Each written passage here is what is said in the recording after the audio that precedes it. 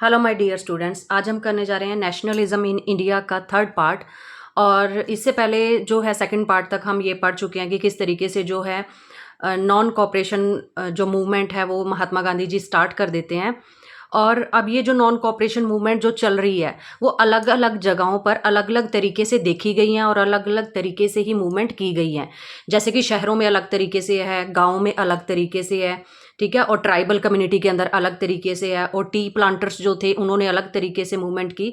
तो सबके लिए नॉन कॉपरेशन मूवमेंट का जो मीनिंग है वो टोटली ही डिफरेंट था। ठीक है, तो फर्स्ट ऑफ ऑल हम जो है टाउन्स के अंदर देखने जा रहे हैं कि टाउन के अंदर नॉन कॉपरेशन मूवमेंट को किस तरीके से किन लोगों ने पार्टिसिपेट किया और क्या क्या इसके ड्यूरिंग हुआ है। तो फर्स्ट जो आपका ये टॉपिक है, जो आपकी हेडिंग है वो ये बनती है differing strands with in the movement. अब ये जो देखो यहाँ पे हमने टाउन के बारे में पढ़ना है। तो टाउन में क्या था, जो मिडिल क्लास के जो लोग थे ना वो ही बढ़ चढ़ कर पार्टिसिपेट कर रहे थे।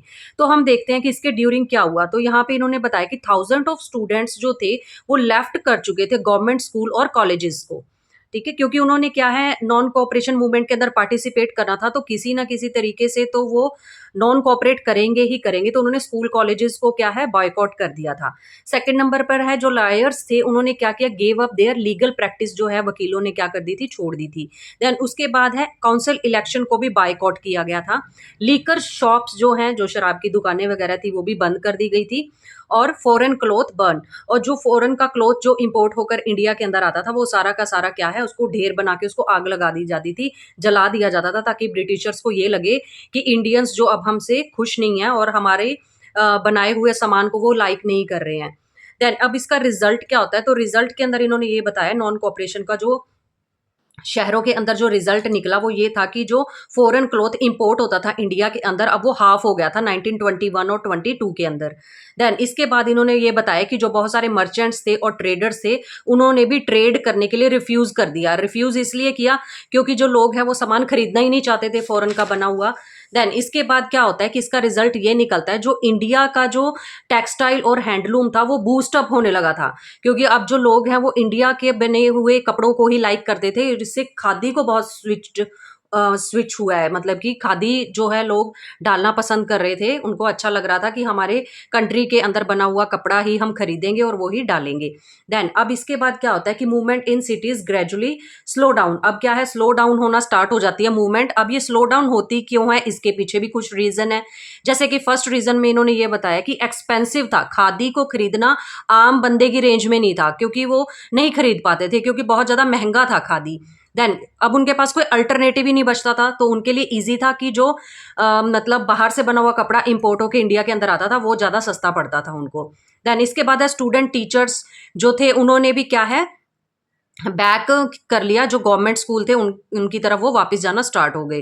देन इसके बाद जो है जो हमने पढ़ा था पहले भी, जो लॉयर्स थे उन्होंने क्या है उन्होंने भी जो है ज्वाइन कर लिया बैक जाके, क्योंकि उनके पास भी कोई अल्टरनेटिव इंस्टीट्यूशन थे ही नहीं कि वो कहीं और जाके जो है काम कर सके। तो इस तरीके से क्या है कि सारी चीजें क्या है स्लो डाउन होने के बाद फिर उसके बाद क्या है कि दोबारा से फिर लोग उन्हीं कामों के ऊपर वापस जाना स्टार्ट हो गए। जो उन्होंने नॉन कोऑपरेशन किया था वो सारा का सारा फिर से दोबारा कोऑपरेट करना स्टार्ट कर दिया। तो इस तरीके से आप देख सकते हो कि शहरों के अंदर किस तरीके से लोगों ने नॉन कोऑपरेशन मूवमेंट के अंदर पार्टिसिपेट किया और धीरे धीरे फिर वो स्लो डाउन हुआ है।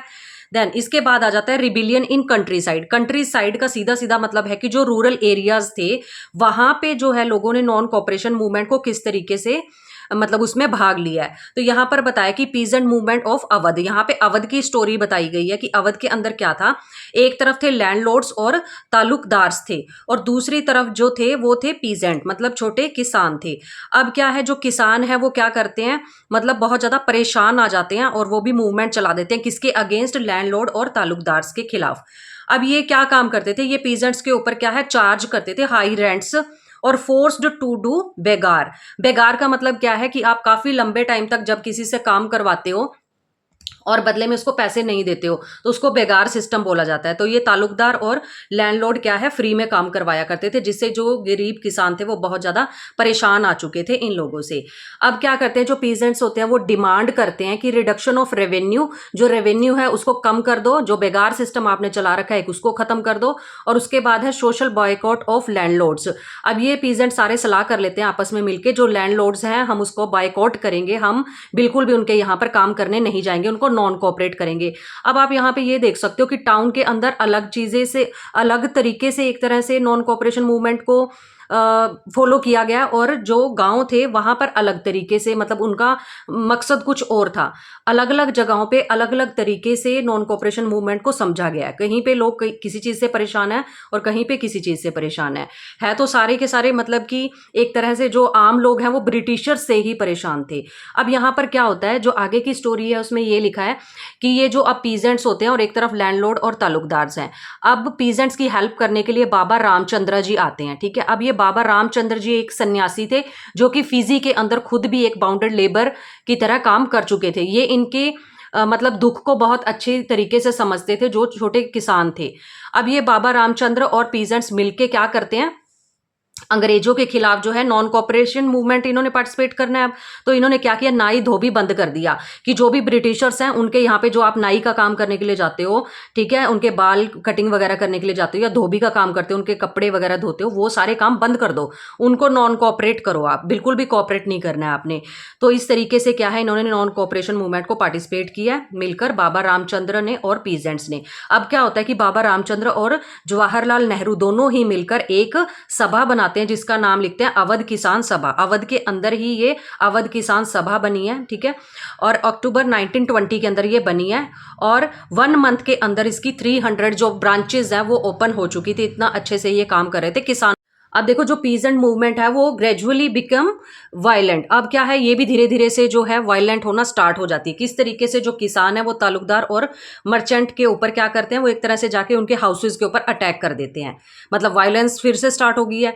देन बाजारों को लूटा जाता है, ग्रेन को स्टोर करना स्टार्ट कर देते हैं पीजेंट्स जो होते हैं। उसके बाद जो लोकल लीडर्स होते हैं वो क्या कहते हैं, told peasants that Gandhi ji declare, कि गांधी जी ने डिक्लेयर किया जाओ और तुम्हारे पास जमीनें नहीं है, जाके जमीनों को लूट लो, ये गांधी जी ने कहा है। मतलब लोकल लीडर्स ने क्या है, एक तरह से र्यूमर फैला दिया, गलत बात फैला दी कि किसानों को कह दिया कि गांधी जी ने बोला है कि आप जाके लूट लो सारा कुछ। तो इस तरीके से क्या है, उनको गलत गाइड किया गया और उन्होंने फिर इकट्ठे होकर सबने वायलेंस फैला दी।